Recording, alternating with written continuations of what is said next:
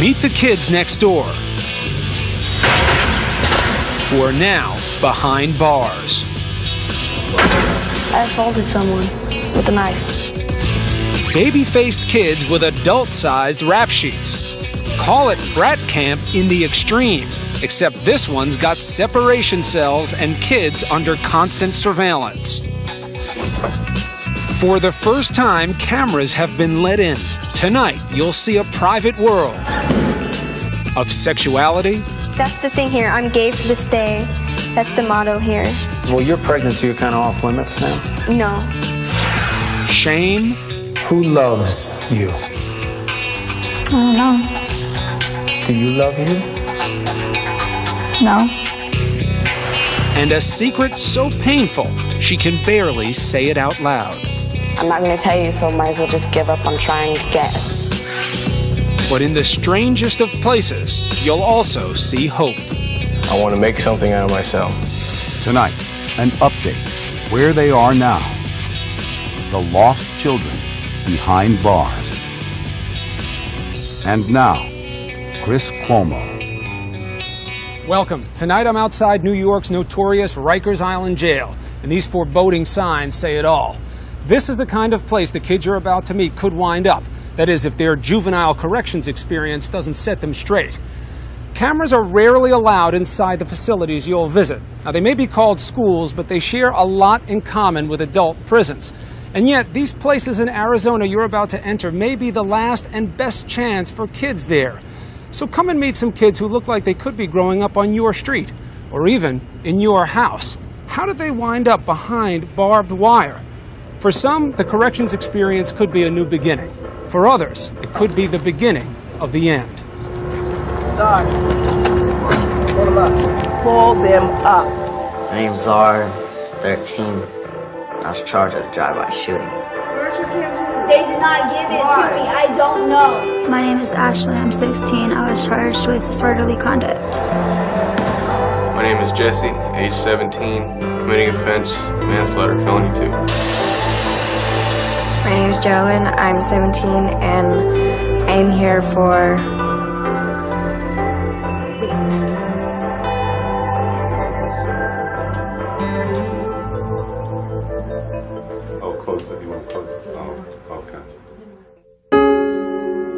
These kids start out like any child, bright, loving, wanting to please. But somewhere along the line, something goes wrong. But as you'll see, there's more to them than meets the eye. 100,000 kids like this are currently locked up somewhere in the United States. You guys don't film these guys' faces, are you? No. All in their teens, many nearing 18. For these kids, this is the last stop and their last chance. Welcome to Arizona's Department of Juvenile Corrections. The bleak surroundings say it all. The routine is like any jail. Background checks, metal detectors, tension in the air. Well, if you can't handle it, you need to use me to handle it. That's why I told you. 300 boys at the Adobe Mountain School, 80 girls across the yard at the Black Canyon School, and just as many stories. Primetime spent nearly 6 months following several kids as they wound their way in and out of what are called Arizona's safe schools. High security to keep the kids safe inside and also to keep them from getting out. Even though there's razor wire, pat-downs, and cell doors, there is opportunity here, even hope. The average stay here is 6 months. Staff struggle daily with the question of whether a kid can be fixed. Kids who do bad things often for reasons that are tough to understand. Kids like Conrad.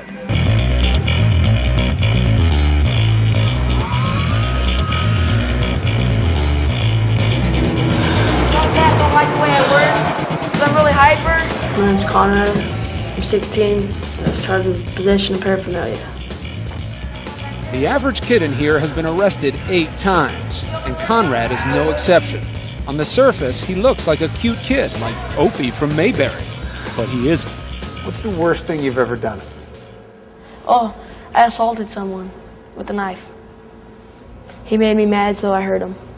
Conrad came here just under 70 pounds, and the boy's rap sheet is taller than he is. He's been banned from all the mainstream schools in the state of Arizona because of numerous fights, thefts, weapons charges, drugs, and alcohol. What the record leaves out, though, is the most important question with all the kids here. Why? I got hooked on drugs, doing drugs with my mom. Then I came back out here and it just tore my life up. I grew up being abused, physically and emotionally and mentally abused by my mom. And now, ever since I came out to Arizona, I've been a very, very angry kid. Many kids make claims, but state records show Conrad's mother pled no contest to child cruelty, and Conrad was taken into state custody for stints when just a child. Conrad says he wants to change, but feels he can't. And as you'll see later, there may be a reason for that. I'm a good person. I just make bad choices. Stand by your doors, please, ladies. This is the state facility for girls in the state of Arizona. The girls are housed across campus. According to Suzanne LaRue, their superintendent, they present unique challenges. Our girls here, they're survivors. Just a lot of family abuse, incest, molestation, drug abuse. Parents are not available to them. Parents are locked up themselves. These are children. For what? I'm not eating primary. Ashley is the face of an angry child. Her fury greets all who come near. But in reality, Ashley's anger is the flip side of pain. On this morning, Ashley cuts her head on her bunk waking up, but she fights any medical treatment. You may need little stitches in there. I am not getting stitches. All right. Hell no. You seem very angry. Yeah. So what's it like inside there, dealing with all the anger? I'm like a time bomb. Like many here, it almost seems as if Ashley were born into pain. 96% of the kids have substance abuse problems. 60% have criminal histories in their family. Both are true for this team. My dad was smoking meth and smoking weed, and he'd leave it laying around, and it was there, and I was like, screw it, I'm gonna get high. Still worse, Ashley claims she was molested. She won't say by whom, but she says this drove her delinquency, fighting and skipping school. How often were you getting in trouble at your peak of performance? Every day. I'd steal or I'd fight. I'd have the cops called on me every day. Ashley is filled with intense self-hate. She's being treated with a mix of therapy and antidepressants. Throughout her life, she's tried to kill herself 7 times. A lot of the times I did it because I wanted to die, but I did it sometimes just because I wanted to see how far I could go before I actually sent myself to the hospital.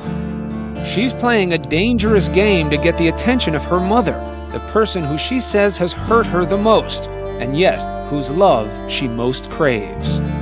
There are daily group sessions like this here, allowing kids to open up and see they're not alone as victims. Being here, it gives me someone to talk to, like counselors or psychs. And if I was on the outs, I wouldn't have that. Ashley has taken to writing pain away, especially in letters to Mom. I told her that I hated her and I could care less what happened to her, and she's not my mother, she's just the person that gave birth to me. Who loves you? I don't know. So many people in my family have told me that they hate me and they don't want me around them. It's just, even when they do tell me they love me, I find it hard to believe. So. Do you love you? No.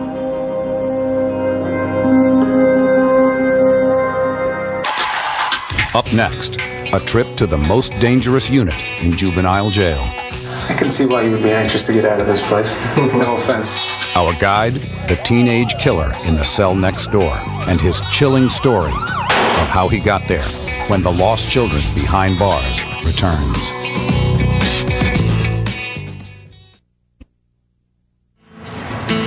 Primetime returns. Once again, Chris Cuomo. Arizona's juvenile correction system is set up to be part prison, part school. Good morning, sir. Any problems? No physical contact. You could be here for 2 years, you could be here for 3 months. It's on you. It's a pretty friendly place during the day, but pretty formidable at night. a feeling that comes quickly when you're on the inside. I'll show you where we're going to stay tonight. My home with the boys is Crossroads, the unit for violent offenders. Next to the cell I'll experience is 17-year-old Jesse. You got 2 blankets, 2 sheets, your state shirt, state shorts, state pants, and state socks. I can see why you would be anxious to get out of this place. No offense, Mr. Superintendent. Many here regard Jesse as the school's real success story. This is when the governor came. I was the president of the student council at the time. This is some of my members. But Jesse has also been here the longest, since he was 15, with a horrific act in his past. What was the scariest moment for you? The night I shot Alexis. 911, what is your emergency? Oh my God, I'm not all in my hands. Jesse's older brother was hosting a party, and Jesse's buddy, 19-year-old Alexis Acosta, was there. For some reason, Jesse says he wanted to impress Alexis, so he went to his brother's closet. Sir, you need to calm down and give me the information, okay? I just turned, cocked it, and fired. Jesse says he grabbed what he thought was an unloaded shotgun. I expected to hear a click and then to show it off as a cool, little thing, but it was loaded. Were you in complete control of your faculties? Yes, I was. I wasn't drunk or anything. They gave me a breathalyzer test on site. Ma'am, he's gone. He's dead. Jesse swears it was all a terrible mistake, and the judge agreed. That's why he wasn't tried as an adult for murder. There is no bringing Alexis back. He has been added to my motivation to become a greater person, so I can look up one day and say, Alexis, this is for you. I did this for you. We spent some time, shot hoops before lights out, an activity that allows kids supervised play to see if they're learning to get along. Then we joked about my old school skills. The last second I pulled it back, requiring even more athleticism. Very true. It's interesting to meet a kid who has killed someone who at the same time seems like the ideal son. So the boys here in the Crossroads unit, which is for the violent offenders, are welcoming me by making noise here after lights out. It's 5:45 a.m. I had a miserable night thanks to my cement bed and constant bed checks by flashlight-happy guards who say a kid can kill himself in just minutes. A lesson they learned the hard way. Just 2 years ago, 3 kids committed suicide right here in the space of several months. Federal investigators found widespread sexual and physical abuse throughout both the boys' and girls' schools. So in Arizona, there are new people in charge and a new mandate. Treat these kids like kids, not hardened criminals. Do you believe that corrections with respect to juveniles is where you want it to be? No, but we're on the right track. Last year, Arizona's governor cleaned house and appointed 30-year veteran Mike Branham to oversee a massive overhaul of the state's juvenile correction system. We make sure that the kids can't hurt themselves and can't hurt other people while we figure out how to reach inside and help that child deal with whatever it is that's his or her issues. We can and do make a difference in the kids who can and will change. Maybe the biggest difference between a prison and one of these schools deals with what happens in here. In jail, this would be called a cell, and you'd spend between 20 and 23 hours a day in here being punished, confined. This place works on the opposite idea. It is all about incarceration without confinement. Tell me this, why would I pick desert regions for us to live? Because we're living in the desert. Amen, bro. Okay, good job. One of the unique ways this school reaches these kids is its teaching methods. Alrighty, I just want to talk about elevation and latitude. For teenage boys, math is taught using cars. So it's one home. Most of these kids have grown up being embarrassed by learning disabilities and poor performance at school. There you go. See, this guy's a good teacher. So with kids like Conrad, education is all about confidence. The staff, they don't treat me like I'm crap. My name's Casey. I'm 16 years old. My charges were possession of marijuana, paraphernalia, and aggravated assault and violation of probation. That's all. Over at the girls' facility, 16-year-old Casey is preparing for a very different type of education. She is 7 months pregnant when we meet, a child about to have a child.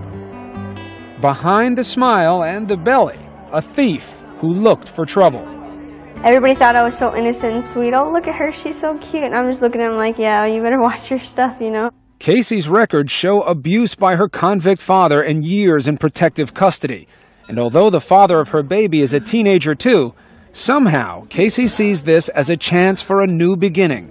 If I wasn't pregnant, I would be fighting. I wouldn't care. I would not care. But now I actually care, and I'm going to do what I need to do, and I'm going to get out, and I'm going to be a good mom. But until she gets out, Casey will have to deal with life on the inside, which can be stressful in more ways than one. Up next, the rules of attraction. Please be appropriate in there. When kids are desperate for any kind of love and affection. And they bet their snacks. Oh, I'll turn her gay, I'll turn her gay. And it's a game to them. When the lost children behind bars returns. We continue with the lost children behind bars. Now, Chris Cuomo. My ladies, be up and ready. Come on, Flora. Ashley, let's go. Juvenile corrections isn't just about controlling violence. Take it out, Filey. It's also about controlling emotions. A third of the kids here suffer from mental or emotional problems. Sometimes they can be treated with medicine, sometimes therapy. And for the girls who are victims of abuse, sometimes they find ways to help each other. In the girls' facility, there are 80 teams locked together without any boys. It's a combustible mixture fraught with peril and sometimes passion. A lot of the females in here are gay. They'll have a different girlfriend every week, every other day. And that's something that you think they only do because they're here? Yeah. That's the thing here. I'm gay for the stay. This behavior is part of life in adult prison, but it seems different in the juvenile world. Staff at the boys' facility say it's not an issue, and no boys said otherwise. But with the girls at this Arizona facility and elsewhere, part of the culture is what they call girlfriend drama. Girlfriend drama. Yes. A lot of girls get jealous of other girls and they want to start a fight. They'll make comments when you walk by like, damn, look at that ass. Officially, it is forbidden. Please be appropriate in there, okay? If you want any problems, no physical contact. But Counselor James Abercrombie admits the behavior is a common manifestation of emotional neediness. It's about half of the girls that are in here. What I see that as is people that have a distorted view of what a relationship is. For some of them, finding a girlfriend is creating a kind of substitute family. The physical, sometimes it makes them feel loved. None of the girls we spoke to said they were part of this subculture, but all acknowledged its presence and potential pitfalls. Well, you're pregnant, so you're kind of off limits now? No. Doesn't matter if you're pregnant, it doesn't matter anything, they're going to try to get you. They will try and try and try until the day you leave. On this night, I stay in the girls' facility. It's now bedtime. All the girls have quieted down. There was this long ritual of people saying good night, I love you, good night, good night. They're locked in and monitored constantly throughout the night. Privacy is not an option in this fragile environment. Back in the boys section, Conrad is bouncing off the walls. He simply cannot control his emotions. He was finally diagnosed with bipolar and attention deficit disorders. And then there was a new form of treatment. It's a mood stabilizer that they had me on. The staff has identified an expensive drug called Trileptal that shows signs of helping. His family says Conrad finally seems under control. We had a good visit. He was real, I don't know how to say it. Nice, gentle. Gentle, yeah. He's calmed down a whole lot. The medicine makes a big difference for him. This is home for Conrad, where he'll return when he gets out. That's his stepmom. Remember, Conrad had major problems with his birth mother. Still, even with a more stable home life, when Conrad was released previously, his parents couldn't afford to keep up his prescription, and insurance wouldn't pay. Conrad quickly spun out of control, ending up back in his cell for the third time. With his medication, I think he can survive in a normal lifestyle, but honestly, without it, I don't think he can. We have some kids still in separation. For Conrad and other kids who often cannot control themselves, violence is bound to occur. And when it does, the result is separation, the closest thing here to solitary confinement. So if a youth comes to separation, they're going to be here because all other interventions haven't worked. You went after them because you were angry. Nurit Friedlander runs the unit. It's the last resort when these volatile kids are a danger to others or even themselves. They will use anything they can to do self-injurious behavior. To prevent suicide, the rooms contain just a bed and a toilet, and kids are often stripped of their clothes. He takes his clothes and rips them off and sometimes and tries to hang himself on the door hinges, so the psychologist ordered for his clothes to be removed from there. So you sit here and you watch the kid on the monitor. We watch kids on the monitor. We also walk the hallways because it takes 2 to 5 minutes for a youth to actually hang themselves. Wasn't it the staff that you pushed too? But separation isn't about isolation or punishment. Boys and girls are sent there for psychological evaluation and to do conflict resolution, to teach them how not to be violent. We're trying to teach them the skills to remove themselves. Instead of going and punching Frankie in the face, what could have you done differently? Because if you don't teach them the skill, they're not going to have it when they get out on the outside. When you got put in 3 years ago, when it all began, who was that person? Very annoying, rowdy girl. I would never listen to staff. I was always getting in trouble somehow. Geraldine, whose sweetness hides a chilling secret, has visited separation 6 times for fighting in her facility, but none in the past year. I'm tired of getting in trouble. It's time for a change. It's time to move on. She has an extensive record of offenses, including trespass, disorderly conduct, smoking pot, and habitual truancy. But now, after a 3-year sentence, she's just 4 days until freedom. This is your favorite place here, right? Yeah, it's like my sanctuary. I don't know, it's just being outside in the nature and taking care of something that grows, and I just love it.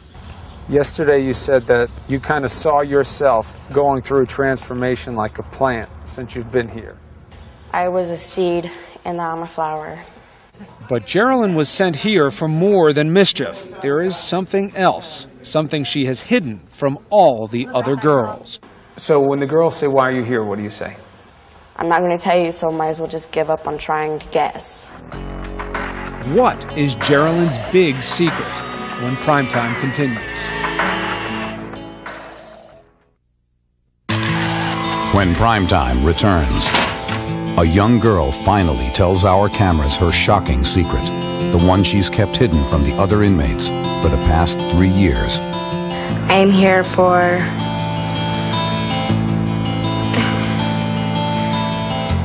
Wait.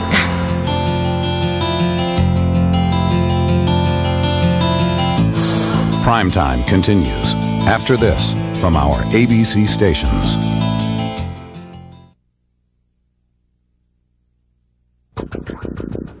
The Lost Children Behind Bars continues. When these kids leave Arizona's Department of Corrections, they may leave behind bars, bells, and locks, but they face invisible obstacles on the outside. Troubled families, old friends, and often profoundly painful memories. For me, it's been a big change. Like, it changed my life completely around. I did a whole 360. After 3 years of intensive therapy and life on the inside, Geraldine is moving on. She's just had her final meeting with the Superintendent Review Board. I always had the fear in the back of my head saying I'm not leaving. But, you know, I've come this far, and at my board, they had nothing but nice things to say, and it's like, oh. Her sentence was longer than most, and for good reason. Though she's been through so much, she is still so young. I don't want to grow up. I don't want to become an adult. I want to be home. I kind of missed out 3 years of my teenage life being locked up. And it sucks. Geraldine was just 6 years old when she was molested by her mother's boyfriend. I got involved with some guy that I thought I knew, but he molested her. How long had it been going on? It was a short time. I was about a month. Imagine a month of molestation. The damage was profound. Young Geraldine lost her innocence and when still just a child began a cycle of petty crimes, substance abuse, and truancy. Started doing drugs, meeting different people, doing alcohol, staying up late, not coming home. But then, Geraldine's behavior turned darker. At just 13, she committed an almost unthinkable act. I heard the kids in the back room playing. Then all of a sudden the door shut.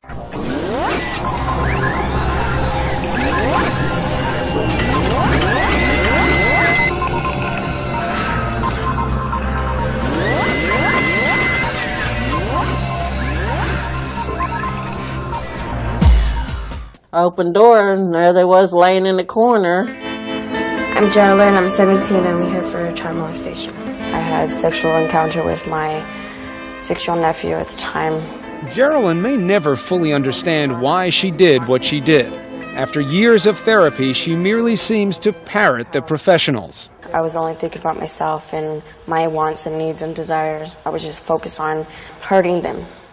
And I hurt myself too. 5 pills. I need 6. If I didn't find it right here. Then. Like most of these kids, Geraldine will need medication and therapy for years to come. She will be returning to a hard life in a cramped trailer with her mother, Sherilyn. Hey, don't worry about the closet, don't worry. They want us to have twin beds, but I don't have the money to buy twin beds, and it's big enough for 2. I miss her so much, we just hug each other and we fall asleep. Sherilyn has a severe heart problem that makes keeping house and working near impossible. She's counting on Geraldine to find a job and help pay the $435 a month rent. A lot of pressure for a young girl still trying to figure herself out. Ashley, too, is only days away from her chance to go home. Ashley has softened in just the short time she's been here. Now she's eager to discuss her emotions and share letters and poems she's addressed to others, but written for herself. When you go back and read what you have written, what is that like for you? It's hard because it brings back memories I don't really want to be brought back up. Give it a go. Let's see what you got. Words written to the father who abandoned her. You were someone who was supposed to be there and supposed to care. Instead, you walked out of my life and never looked back. You tried to make contact, but now I'm the one who turns away. I'm the one who has walked out, and I can honestly say I'll never come back in your life. You gonna send him that? I don't have his address, and I don't talk to him, so I don't know. Do you think that you're bad, or do you think that you're hurting? I don't feel that I'm bad, but I know that what I do is wrong, and most of the time I do it because I'm hurting. Paint a picture for me of what would be the dream end to this? To get out and not have to look back. From dream to reality, her Superintendent Review Board, where Ashley makes her case for freedom. Before, I didn't really care about what happened to me, but now, being away from my family, I know that they care about me and that they want me to just be successful. And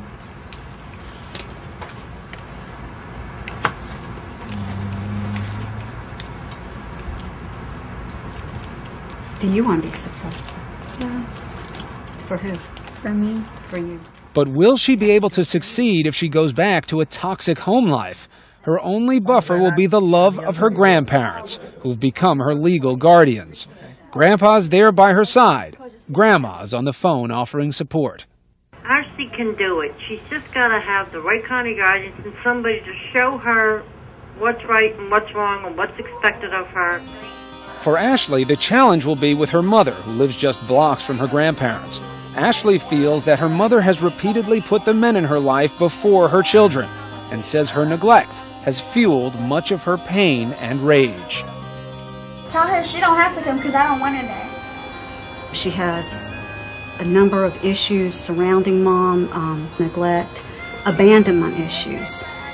Any child When that connection to the natural mother isn't strong, there's just repercussions. Still, Ashley has made a persuasive case, and a decision is rendered. I think you've done a lot of changing, a lot of growing, and I wish you a lot of success in the community. And we're going to release you.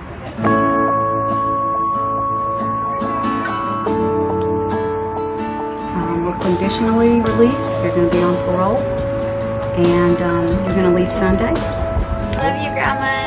Love you too, babe. Miss you. Don't cry. You're gonna make me cry. Okay, honey. Well, we'll be up there early Sunday morning to get you. Bring me some clothes, please. No, you're coming home for your birthday too. But for all the smiles, the numbers paint a grim picture. 43% of these kids eventually wind up back here or in adult prison. I hope I don't see Ashley back here. There's a very good chance that Ashley will be back here. It's Ashley's last night here, and she's excited to leave. But she has no idea what she'll face when she goes home.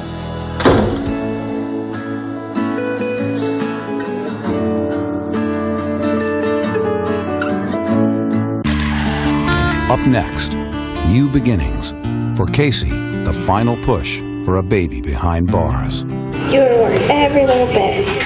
And for Ashley, home at last. Oh my God! But there's a call from her past that leads to disaster.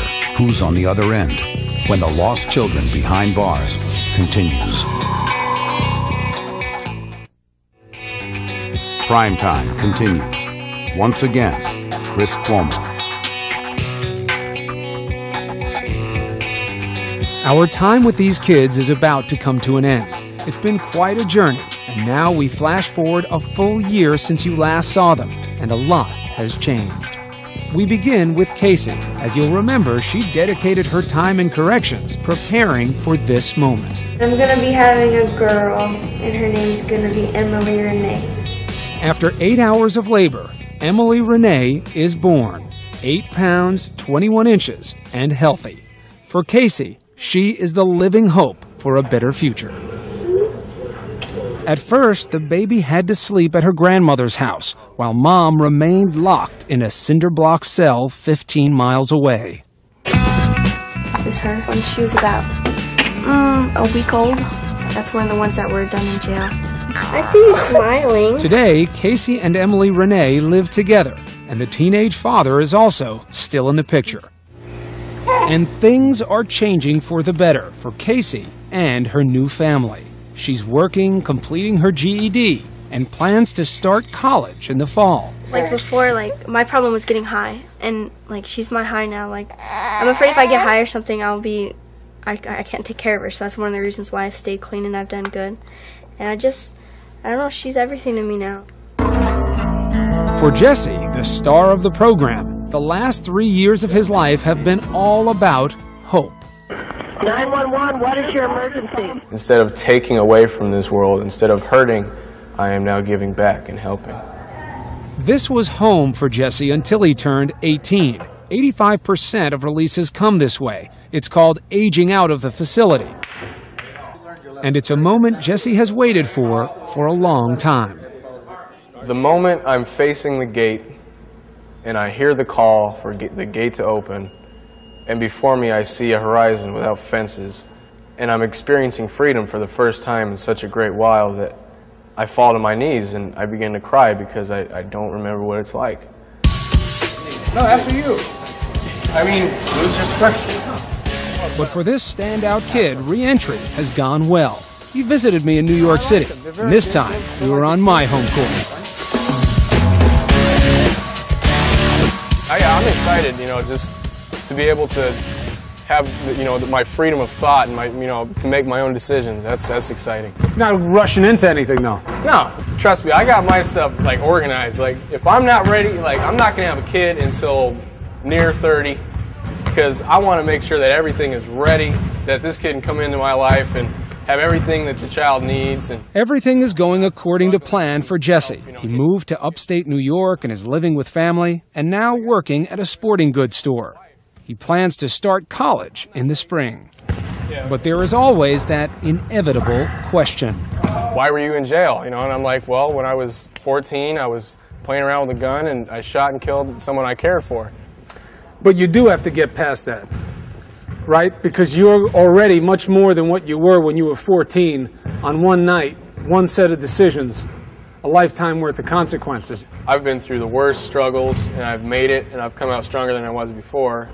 So I need to use that and move on. I was put on this earth for a reason, and it wasn't to be bad. It was to do what I have to, not go to jail.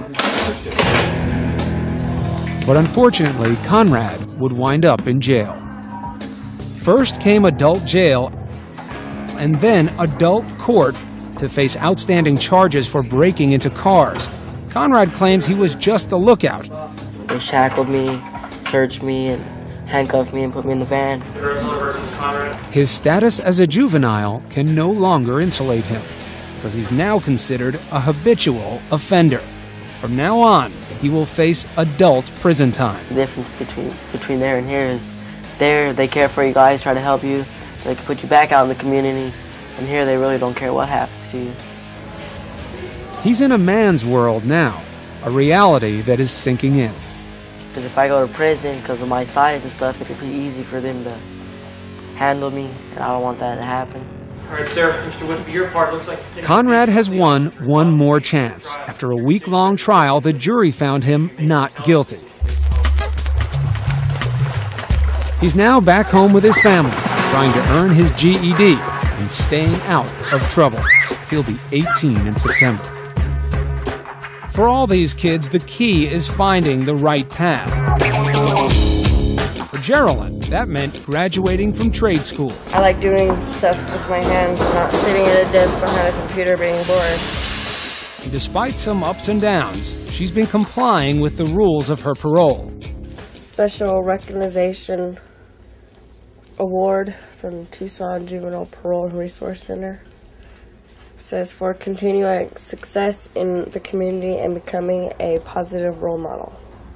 Geraldine has moved home with her mother, who's been anxiously awaiting her return.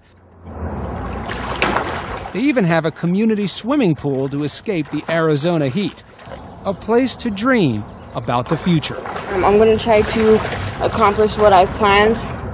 Go to New York, get a car, get a nice education, I want to go to college.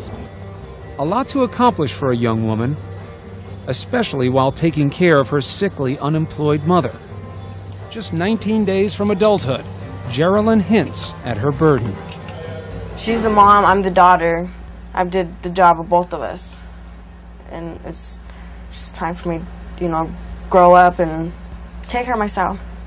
A fragile situation that soon gives way.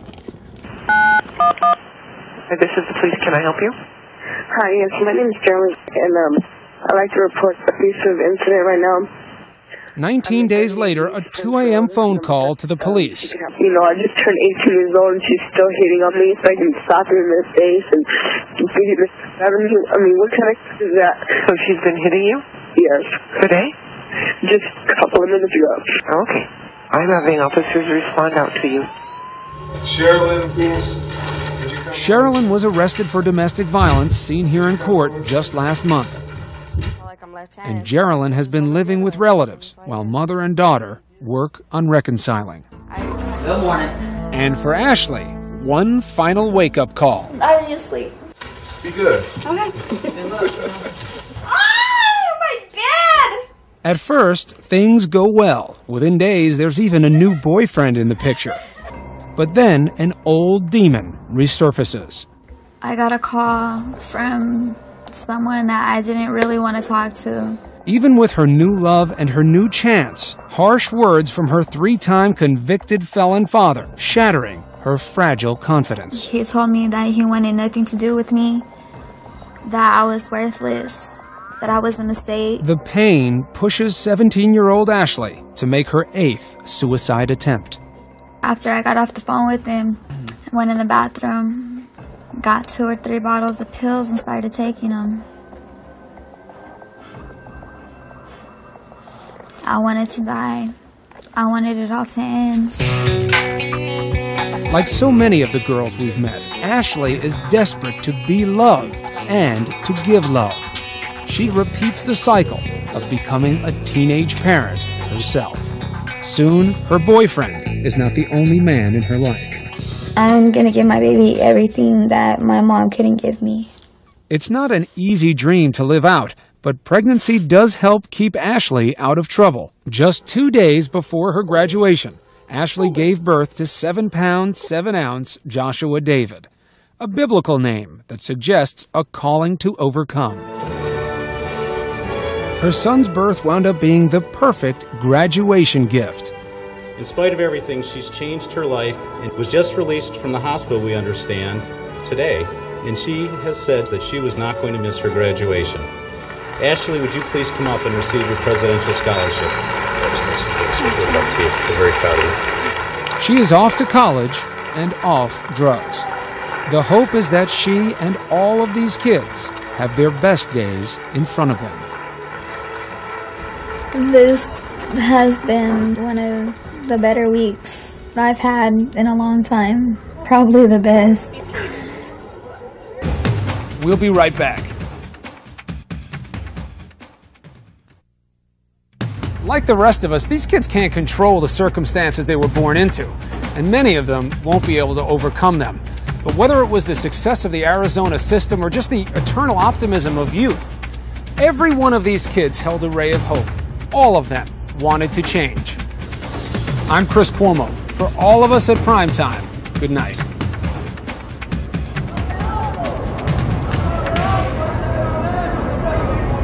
The Emmy nominations are in, and every ABC News program has been singled out, honored for excellence. No wonder, morning till night, 24/7, more Americans get their news from ABC News. Accurate, credible, and once again, honored.